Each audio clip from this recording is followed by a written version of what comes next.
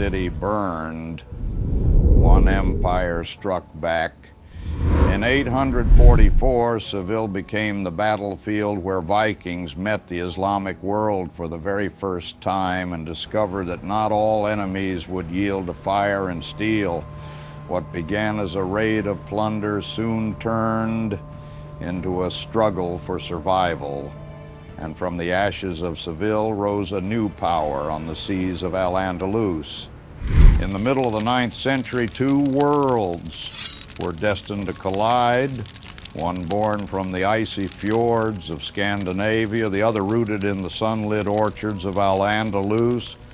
On one side stood the Vikings, raiders and traders whose longships had already carved fiery paths across the rivers of Francia. On the other stood the Islamic Emirate of Córdoba, a flourishing power under the Umayyad dynasty, proud, wealthy, and steeped in the traditions of the Caliphate. By the 830s, Viking activity in the North Sea had grown bolder. They struck Rouen, Hamburg, and even Paris, forcing Frankish rulers to pay tribute.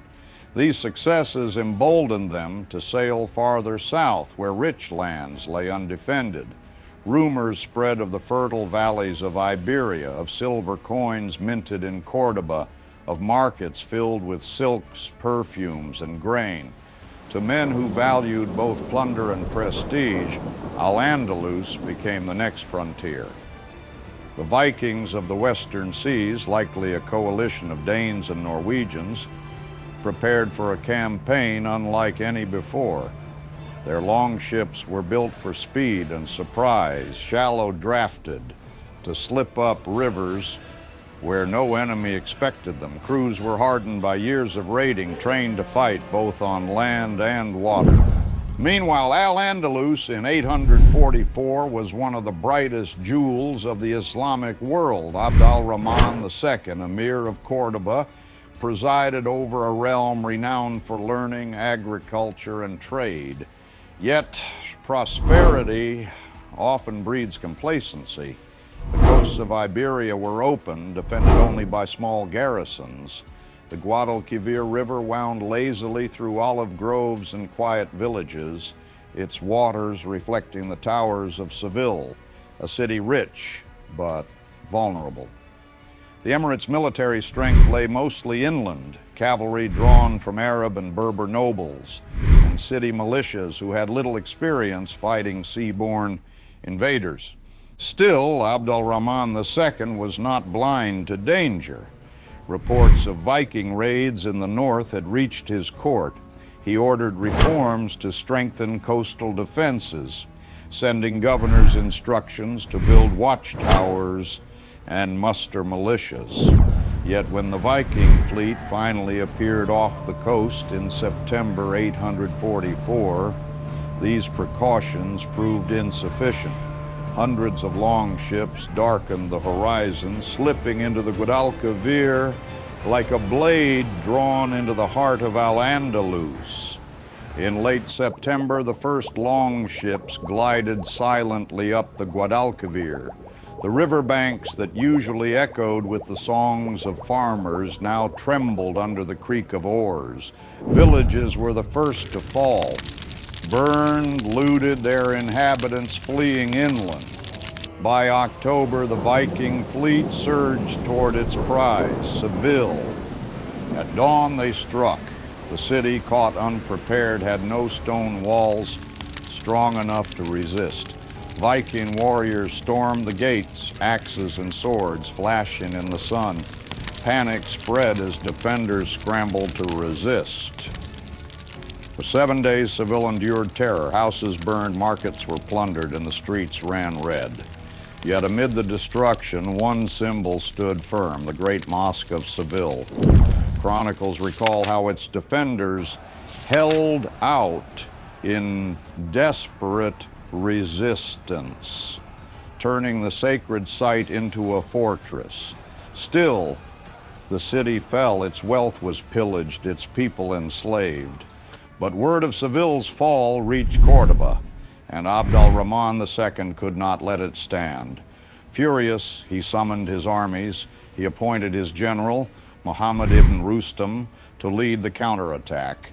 Ibn Rustam marshaled cavalry, militias, and archers, driving them south toward the river. The emir's message was clear.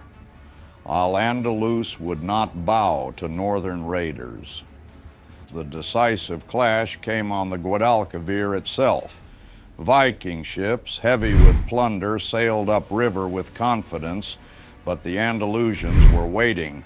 From the banks, volleys of arrows rained down. Fire ships were launched into the current, their decks ablaze, crashing into Viking hulls.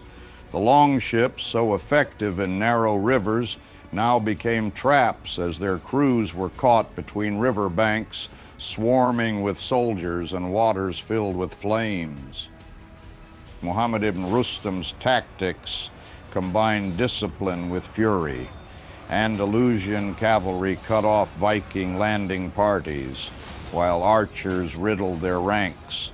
The chronicles speak of a slaughter.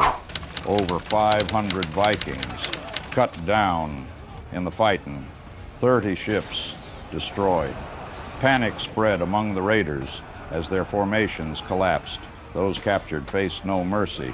Nearly 400 were taken prisoner, paraded through Córdoba as symbols of humiliation.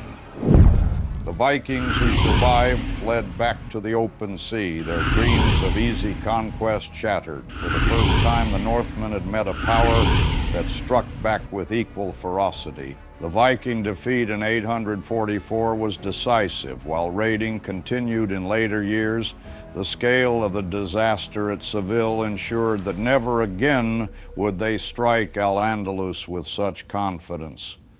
Abd al-Rahman II seized the moment to transform his realm's defenses. He ordered the construction of a permanent fleet, the first true navy of al-Andalus, stationed to patrol the coasts and guard the river approaches. Coastal fortresses were reinforced, watchtowers built, and garrisons expanded. Seville itself rose from the ashes, rebuilt stronger than before, its people hardened by tragedy. The emir also sent a message of vengeance. The captured Vikings were executed in public, their deaths a warning to all who might test the strength of Córdoba. What began as a raid ended as a catalyst for reform, turning the emirate into a maritime power. The clash of 844 thus stands as the first and perhaps most dramatic meeting of Vikings and Islam, a battle where Seville burned but Andalusia endured.